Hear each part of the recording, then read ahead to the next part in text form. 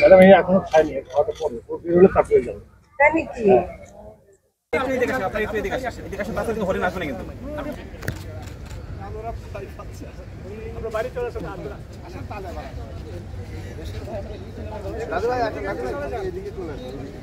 নিজেদের মধ্যে লড়াই করে তখন মারবে। তাই নাকি? নিজেরা মানে মরে যায়। একদম হচ্ছে এদের ব্রুটালি এটা খুবই ফেরত আছে। সিংহের আওয়াজ হয়।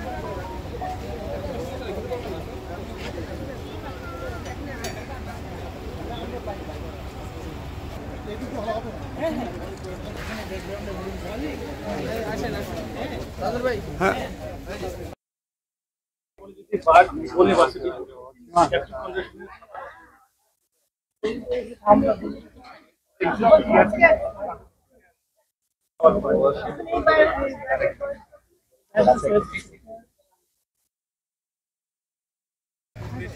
ঠিক এই ওয়ালের অপোজিটে যে জায়গাটা একদম ওই যে গাছগুলো দেখা যাচ্ছে, একদম গাছগুলো দেখা যাচ্ছে ভেরি ব্যাড।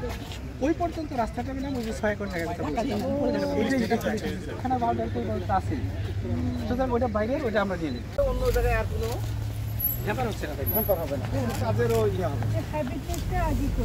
হ্যাঁ, আমরা ওই রকম প্ল্যান 1227 কোটি টাকা। সেটা হচ্ছে যে বাস্তবায়নের প্ল্যান। এটি বাস্তবায়নের প্ল্যান আসলে কত দূর আপনাদের সাথে? আমাদের যেটা সমস্যা হচ্ছে যে বহুদিন ধরে এটা মাস্টার প্ল্যান করা হচ্ছে বিদেশি কনসালটেন্ট এনে, এবং ওই মাস্টার প্ল্যান যদি হয় এটা আন্তর্জাতিকভাবে দেখার মতো একটা হবে। এর সাথে রংপুর চিড়িয়াখানাও জড়িত, কিন্তু সেটা এতদিনও এটা মানে অনুমোদন পায়নি। এখন ওইটা 1227 কোটি টাকা আছে, আমরা 40 কোটি টাকা পাবো খুব শীঘ্রই। বাকি অংশগুলো আমরা পেতে একটু সময় লাগবে। সেটা না পাওয়া পর্যন্ত আমাদের কাজের অগ্রগতি একটু ধীর গতিতে হবে। তবে আমরা যেগুলো প্রথম করা দরকার সে কাজগুলো, যারা কর্মকর্তারা আছেন, পরিচালক আছেন, আমাদের মহাপরিচালক সাহেবরা আছেন, আমি কিন্তু নিজে না আসলেও প্রায় খবর নেই, কোনো একটা ফেসবুকেও যদি একটা ঘটনা দেখি সেটাও ওনাদেরকে জানায় এবং তাৎক্ষণিক ব্যবস্থা নেওয়া হয়। তো কাজে আমার সার্বক্ষণিক মানে অনুসন্ধান বলেন, মনিটরিং বলেন, এটা চলছে। এটা আমি নাই এই কারণে যে তাদেরকে যে বরাদ্দ দেওয়ার কথা বা তাদের যে প্রয়োজনগুলো মেটাবার কথা, এটা আসলে নানা রকম আমলাতান্ত্রিক প্রক্রিয়ার কারণে আমরা এখনো মেটাতে পারিনি। অনেকগুলো খাঁচা ঠিক করার ব্যাপার ছিল, অনেক মানে জনবলের বিষয় ছিল, সেগুলো এতদিন পারিনি, কিন্তু এখন একটু হচ্ছে, কাজটা এগোচ্ছে। তবে আমি বলবো যে সার্বিক দিক থেকে মানে ভালো, যতটুকু দেখলাম।